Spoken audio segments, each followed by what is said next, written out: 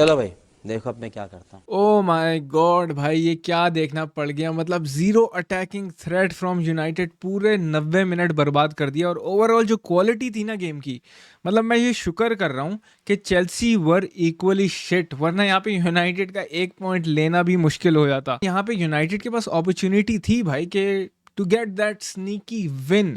कभी कभी ऐसा होता है कि आपकी टीम टट्टी खेल रही होती है लेकिन वो 3 पॉइंट्स निकालने में कामयाब हो जाती है, किसी भी तरीके से गोल आ जाता है। ये यूनाइटेड की टीम भाई, they were absolutely clueless in front of the goal. मुझे ऐसा लग रहा था कि भाई पहली बार इनके पाँव में फुटबॉल आई है, कभी जिंदगी में, पूरी जिंदगी क्रिकेट खेली है और अभी अचानक से फुटबॉल के मैच में इनको उतार दिया है। मतलब हालात चेक करो अब यहाँ पे। मैंने ऑनेस्टली ये सोचा था कि मैनेजर सैक करने के बाद ये प्लेयर्स जो होंगे रिस्पॉन्ड करेंगे। लेस्टर वाला गेम सही है, हमने देखा 5 गोल स्कोर कर लिए यूनाइटेड ने, लेकिन वी ऑल नो दैट कि वो टीम क्या खिला रहे थे। यहाँ पे एक बात तो है कि मैनेजर को ब्लेम तो जाता है, मैनेजर तो चला गया भाई, इसकी जॉब लसन लग गई। लेकिन प्लेयर्स भाई, they are in average and we were just looking for direct balls down the wing यार। मतलब ट्रस्ट मी, शॉन डाइच की बर्नली ना इससे अच्छी डायरेक्ट फुटबॉल खेलती है। गर्नाचो ने भाई पहले मिनट से ही टेंट्रम स्टार्ट कर दिए थे कि उसको जब पास नहीं मिला, he was frustrated right wing पे। अब उसको नहीं खेला जा रहा बंदे से, उसको क्यों खिला रहे हो भाई बार बार? या तो लेफ्ट विंग पे 2 बंदे ऑप्शन रखो, रैशवर्ड को बेंच करो या गर्नाचो को बेंच करके एज ए इम्पैक्ट प्लेयर आपको लाना चाहिए था। लेकिन आपने फिर वही उसी ऑप्शन के साथ गए। पूरे गेम में गर्नाचो ने कुछ भी ऑफर नहीं किया। फाइनल थर्ड में जाके ये टीम तो मतलब सुन पट्टी हो जाती है, फुटबॉल खेलना भूल जाती है। इनको समझ नहीं आता, मतलब पास करें, पाँव से मारें, सर से मारें, हाथ से उठा के बॉल में हैंड बॉल खेलना शुरू कर दें। फ्रंट थ्री तो मेरी नज़र में भाई हमारे नॉन एग्जिस्टेंट थे। जहाँ तक बात है रासमस हॉयलैंड की, भाई पहले हाफ में इस बंदे ने एक भी टच नहीं लिया ऑपोजिशन के बॉक्स में। अब मैं किसको ब्लेम करूं यहाँ पे? क्या वो विंगर्स ऐसी बॉल नहीं डाल रहे कि वो रासमस हॉयलैंड के पाँव में आए?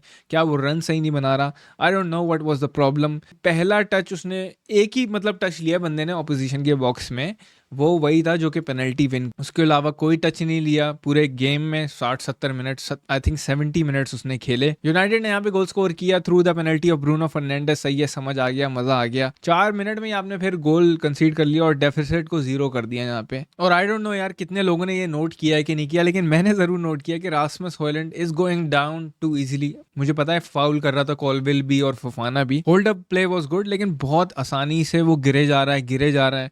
आप बार बार वही थकी हुई इन बिहाइंड रन्स के पीछे लगे हो। We needed someone who was technical भाई यहाँ पे, इसलिए आपको अमार डियालो की बहुत ज़रूरत थी और आई थिंक उसे जल्दी लाना चाहिए था गेम में। वो ऐसा प्लेयर है कि वो टेक ऑन कर सकता है, वो कट इनसाइड कर सकता है। He is good with his feet. In terms of the quality of the game there were no technical football from either side. मतलब Chelsea were a bit better going forward. United ने तो हमने बिल्कुल ही wasteful थी, आगे तो हमने कुछ भी नहीं किया। और जहां तक बात है ब्रूनो फर्नांडिस की, भाई पेनल्टी के अलावा इस बंदे ने पूरे गेम में कुछ नहीं किया। 10 महीने हो गए ऑलमोस्ट हम देख रहे हैं कि ब्रूनो एक घटिया पे घटिया परफॉर्मेंस दिए जा रहा है, उसको मौके मिले जा रहे हैं। वैसे तो मैंने ब्रूनो फर्नांडिस को बहुत दिलो जान से सपोर्ट किया है, लेकिन भाई यहाँ पे मेरी बस हो गई है। हम पोजेशन ही नहीं रख सकते भाई।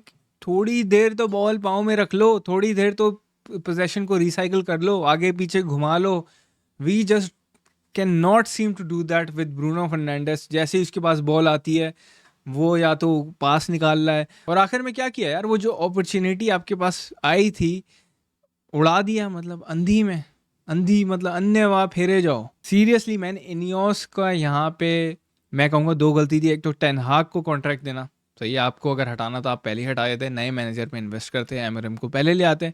और दूसरा ब्रूनो फर्नांडिस को कॉन्ट्रैक्ट देना। उसकी performance are going downhill, सही है। I have no expectations. मुझे नहीं लगता वो अपना करियर रिवाइव कर सकता है एट यूनाइटेड। 30 साल का हो चुका है वो।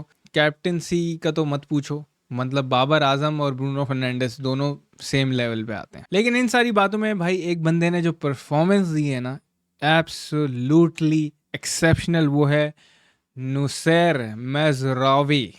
भाई क्या बात है इस बंदे की। इससे पता चलता है कि आप सिर्फ पैसा खर्च करके, बिग मनी साइनिंग करके आपको अच्छे प्लेयर नहीं मिल सकते, आपको सस्ते में भी मिल सकता है। 12 मिलियन यार, एब्सोल्युटली स्टील ये बंदा। ड्यूल्स में भी बहुत बेहतरीन था, टैकलिंग में he made very strong tackles, good with his feet, ball progress की इसने।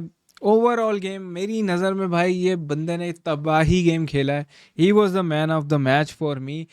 और जो डिफेंस थी आई थिंक मार्टिनेज भी बेहतर था, डिलेट वाज ऑलराइट, डालो सही लग रहा था, इतना इतना कोई ख़ास नहीं लग रहा था, उसी की साइड से हमें फर्स्ट हाफ में अटैक देखने को मिले।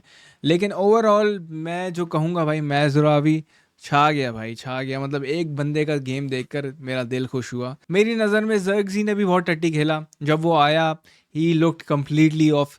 हम इतनी देर से कोशिश कर रहे थे that ball over the top, that in behind, और जब मौका मिला तो वो भाग के पहुंच ही नहीं पाया। I know he is young, he needs time, लेकिन भाई he really needs to up his game, क्योंकि आई थिंक उसको जो फुलम वाला स्टार्ट मिला था, जो उसको गोल उसने स्कोर किया था, वो जो प्रीमियर लीग में पहले मैच था यूनाइटेड का, उसके बाद से ही हैज़न्ट रियली प्रोग्रेस्ड, और उसकी परफॉर्मेंसेज भी नीचे से नीचे होती जा रही। अब मैं यहाँ पे किसको ब्लेम करूँ यार? रूड वैन निस्टेलरॉय का आपको पता है कि वो सिर्फ 4 मैचेस के लिए हैं, 2 मैचेस खेल चुका है, 2 और मैचेस होंगे, एक यूरोपा लीग में और then we are playing Leicester in the league. Tactics भी वो क्या अपना सिस्टम इम्प्लीमेंट कर लेगा भाई? अगर वो मैनेजर होता तब वो कुछ इम्प्लीमेंटेशन करने की कोशिश करता, लेकिन फॉर नाउ जो सिस्टम, जो टैक्टिक्स वगैरह एरिक टेन हाग छोड़ के गया है, वो उसी को आगे लेके चल रहा है। फॉर्मेशन में भी आपने देखने को मिल गया, बस थोड़ी सी ट्विक्स हेयर एंड देयर की हैं, लेकिन एमोरिम के ऊपर बहुत बड़ी जिम्मेदारी है। It won't be that easy, जिस तरीके से स्पोर्टिंग और जो उसने ब्रागा में जैसे किया था